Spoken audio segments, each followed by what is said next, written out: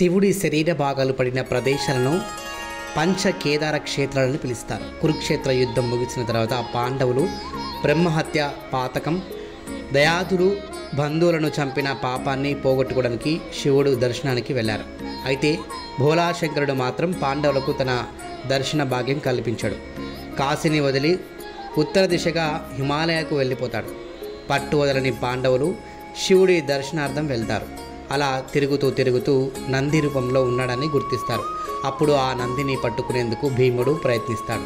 ఆ సమయంలో పరమేశ్వరుడి శరీర భాగాలు పడిన ప్రదేశాలు పుణ్యక్షేత్రాలుగా వెలిశాయి.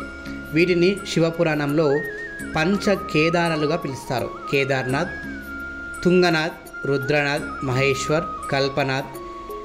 కేదార్నాథ్ పంచ కేదారాల్లో మొదటిది. ద్వాదశ జ్యోతిర్లింగాల్లో ఒకటి కేదార్నాథ్. పాండవులకు అందకుండా పోయి నందిగా మారిన శివుడు ముపూరా భాగం పడిన చోట ఇది. 4 గజాల ఎత్తు, 4 గజాల వెడల్పు ఉంటుంది. ఇక్కడ శివలింగం త్రిభుజాకారంలో ఉంటుంది. పాండవులు స్వర్గంలోకి మార్గం ఇక్కడే ప్రారంభించారని పురాణ కథనం. ఇక తుంగనాథ్ పంచ కేదారాల్లో రెండో పుణ్యక్షేత్రం తుంగనాథ్. శివుడు 2 చేతులు పడిన ప్రాంతాన్ని తుంగనాథ్ అని అంటారు. అందుకే శివుడు చేతుల అడుగు ఎత్తులో శివలింగ రూపం వెలిసిన క్షేత్రం ఇది. ఆలయానికి కుడివైపు పార్వతీదేవి ఆలయం ఉంటుంది. ఈ పంచ కేదార నమూనాలను అర్జునుడు నిర్మించారని స్థల పురాణం. ఇక రుద్రనాథ్ పంచ కేదారాల్లో 3వ క్షేత్రం రుద్రనాథ్. శివుని ముఖభాగం వెలిసిన పుణ్యక్షేత్రం ఇది. ఇక్కడ శివలింగం నంది ముఖ రూపంలో ఉంటుంది. నిత్యం తెల్లవారుజాము స్వామికి వెండి తొడుగును తొలగిస్తారు. ఈ ఆలయానికి వెనుక వైతరణి నది ప్రవహిస్తుంది. ఇక ఈ క్షేత్రాన్ని దర్శించుకుంటే పూర్వీకులను మోక్షం కలుగుతుందని విశ్వాసం. ఇక మహేశ్వర్ పంచ కేదారాల్లో 4వది మహేశ్వర్ పుణ్యక్షేత్రం. విశ్వనాథుడి నాభిభాగం పడిన ప్రాంతమే మహేశ్వర్. ఇది గుప్త కాశీకి 24 మైళ్ళ దూరంలో ఉంది. భీముడు నిర్మించిన ఈ ఆలయం దర్శించుకోవడం వల్ల కుటుంబ సమస్యలన్నీ తొలగిపోతాయని భక్తుల విశ్వాసం. ఇక కల్పనాథ్ పంచ కేదారాల్లో చివరిది కల్పనాథ్ పుణ్యక్షేత్రం. ఇక్కడ శివుడు జుటాజుటం లింగ రూపంలో వెలిశాడని స్థల పురాణం. దట్టమైన అడవుల మధ్య చిన్న గుహల్లో వెలిసిన ఈ స్వామిని ఘటేశ్వర్ మహాదేవ్ అని పిలుస్తారు.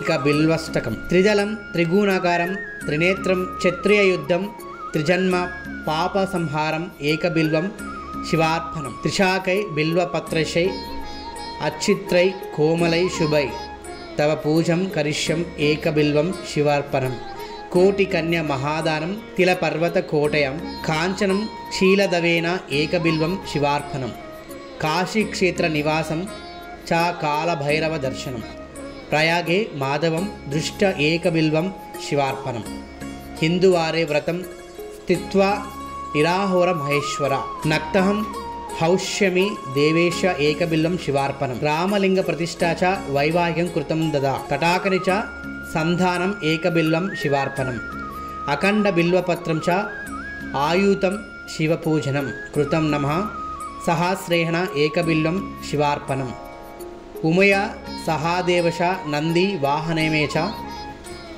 భస్మలేపన సర్వంగం ఏకబిల్వం శివార్పణం, సాలగ్రమేషు విప్రాణం తూటకం దశకూపాయో యజ్ఞకోటి సహస్రచ ఏకబిల్వం శివార్పణం, దంతికోటి సహస్రేషు అశ్వమేధ శతక్రతౌ కోటి కన్యా మహాదానం ఏకబిల్వం శివార్పణం, బిల్వానం దర్శనం పుణ్యం స్పర్శనం పాపనాశనం అఘోర పాప సంహారం ఏకబిల్వం శివార్పణం, సహస్రవేద పాఠేషు బ్రహ్మస్తపన ముచ్చేచు అనేక వ్రత కోటినం ఏకబిల్వం శివార్పణం, అన్నదాన సహస్రేషు సహస్రోప నాయనం తదా అనేక జన్మ పాపాని ఏకబిల్వం శివార్పణం, బిల్వస్తోత్రమిదం పుణ్యం శ పరం శివ సన్నిధౌ శివలోకమావాప్నుతే ఏకబిల్వం శివార్పణం. ఈ వీడియో కనుక మీకు నచ్చినట్లయితే లైక్ చేయండి, షేర్ చేయండి, కామెంట్ చేయండి. మరిన్ని లేటెస్ట్ అప్డేట్స్ కోసం మా ఈ ఛానల్ని సబ్స్క్రైబ్ చేసుకోండి. కింద ఉన్న బెల్ ఐకాన్ని క్లిక్ చేయండి.